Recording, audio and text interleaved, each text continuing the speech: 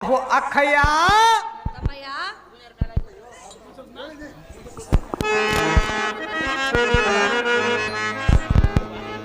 ತಮ್ಮನೇ